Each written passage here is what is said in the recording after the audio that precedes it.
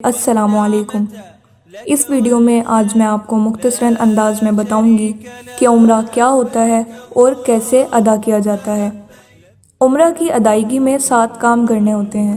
سب سے پہلے احرام کا طریقہ۔ جب روانگی کا وقت قریب ہو، بال سنواریں، خط بنوائیں، ناخن تراشیں، زیر ناف اور بغل کے بال صاف کریں۔ احرام پہننے سے پہلے غسل کریں یا وضو کر لیں۔ غسل یا وضو کے بعد مرد ایک چادر باندھ لیں اور دوسری اوڑھ لیں۔ جوتے وغیرہ اتار کر ہوائی چپل پہن لیں، جبکہ خواتین بدستور سلے ہوئے کپڑے پہنے رکھیں، البتہ چہرے پر کپڑا نہ لگنے دیں۔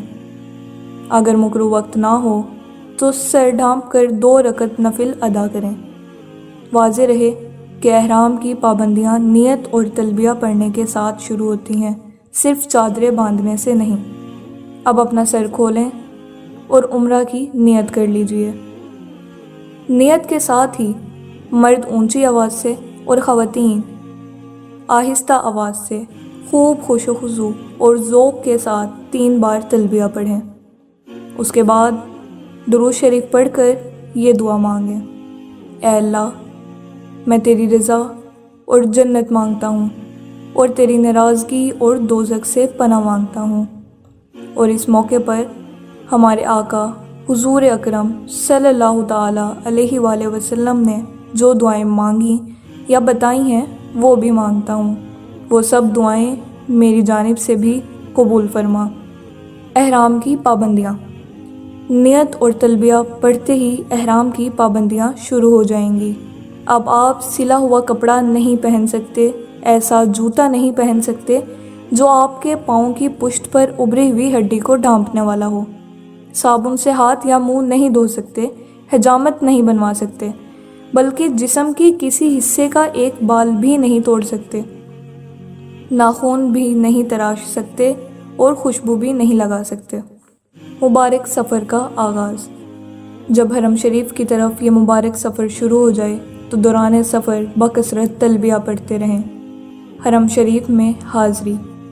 ذوق و شوق سے تلبیہ پڑھتے ہوئے مکہ معظمہ میں داخل ہوں۔ وضو کی حالت میں مسجد حرام میں داخل ہوں۔ مسجد میں جاتے وقت نفلی اعتکاف کی نیت کر لینا مستحب ہے۔ دوسروں کو ایذا پہنچانے سے اجتناب کرتے ہوئے آگے بڑھیں۔ جب بیت اللہ پر نظر پڑے تو راستے سے ہٹ کر ایک طرف کھڑے ہو جائیں اور یہ اعمال کریں: نمبر 1، اللہ اکبر 3 بار کہیں۔ نمبر 2، لا الہ الا اللہ 3 بار کہیں۔ نمبر 3، دونوں ہاتھ دعا کے لیے اٹھا لیں اور درود شریف پڑھ کر خوب دعائیں مانگیں۔ یہ دعا کی قبولیت کا خاص وقت ہے۔ دعا سے فارغ ہو کر طواف کی تیاری کر لیجئے اور چادر کو دائیں بغل سے نکال کر بائیں کاندھے پر ڈالیں۔ اسی طرح دایاں کندھا کھلا رہے گا۔ اس عمل کو استباح کہتے ہیں۔ یہ حکم صرف مردوں کے لیے ہے۔ اب طواف کے لیے خانہ کعبہ کے سامنے اس طرح کھڑے ہوں کہ پورا حجر اسود آپ کے دائیں طرف رہ جائے۔ بغیر ہاتھ اٹھائے طواف کی نیت ان الفاظ سے کریں: اے اللہ، میں آپ کی رضا کے لیے عمرے کا طواف کرتا ہوں، آپ اس کو میرے لیے آسان کر دیجئے اور قبول کر لیجئے۔ پھر اگر ممکن ہو تو حجر اسود پر اپنی دونوں ہتھیلیاں اس طرح رکھیں جس طرح سجدے میں رکھی جاتی ہیں، اور اپنے ہاتھوں کے درمیان حجر اسود کو بوسہ دیجئے۔ یاد رہے، بوسہ دینا مسنون ہے۔ اگر رش کے باعث بوسہ دینے کا موقع نہ ملے تو بوسہ دینا ضروری نہیں۔ اب دائیں طرف مڑ کر طواف شروع کریں۔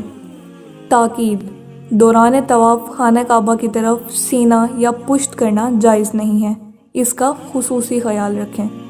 مرد حضرات پہلے 3 چکروں میں اکڑ کر شانیں ہلاتے ہوئے قریب قریب قدم رکھ کر قدرے تیزی سے چلیں اور باقی چکروں میں حسب معمول چلیں گے۔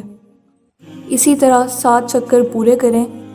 حجر اسود سے شروع کریں اور حجر اسود پر ختم کریں۔ جب بھی حجر اسود کے سامنے پہنچیں تو استلام یا اشارہ کریں۔ یہاں یہ بات یاد رکھیں کہ طواف کے دوران کوئی مخصوص دعا قطعاً ضروری نہیں ہے۔ جو دعا یاد ہو مانگتے رہیں یا کوئی بھی ذکر کرتے رہیں۔ یا اگر کوئی بالکل خاموش رہے تو یہ بھی جائز ہے۔ اب 7ویں چکر پر حجر اسود کے پاس پہنچ کر استلام کریں اور دونوں کاندھے ڈھانپ لیں۔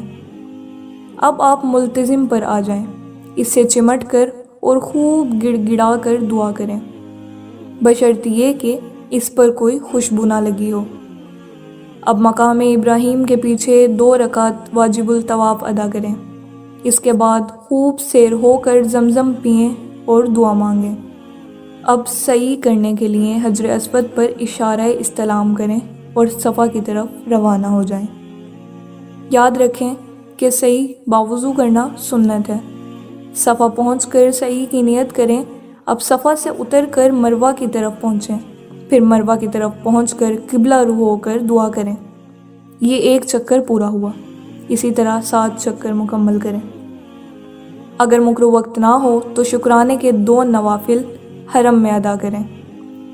سعی کے بعد مرد حضرات سارے سر کے بال منڈوائیں اور خواتین سارے سر کے بال انگلی کے 1 پورے کی لمبائی سے کچھ زیادہ کٹوائیں۔ حلق یا قصر کے بعد عمرہ مکمل ہو گیا، احرام کی پابندیاں ختم ہو گئیں۔ اب کپڑے پہنیں اور گھر بار کی طرح رہیں اور دل و جان سے اللہ پاک کا شکر ادا کریں کہ اس نے عمرہ کی سعادت نصیب فرمائی، اور باقی لمحات زندگی کی قدر کریں اور ان کو اپنے رب کے احکامات کے مطابق بسر کرنے کی کوشش کریں۔ آپ جب بھی عمرہ کرنا چاہیں مذکورہ بالا طریقہ سے کر لیا کریں۔ امید ہے آپ کو کافی معلومات ملی ہوگی۔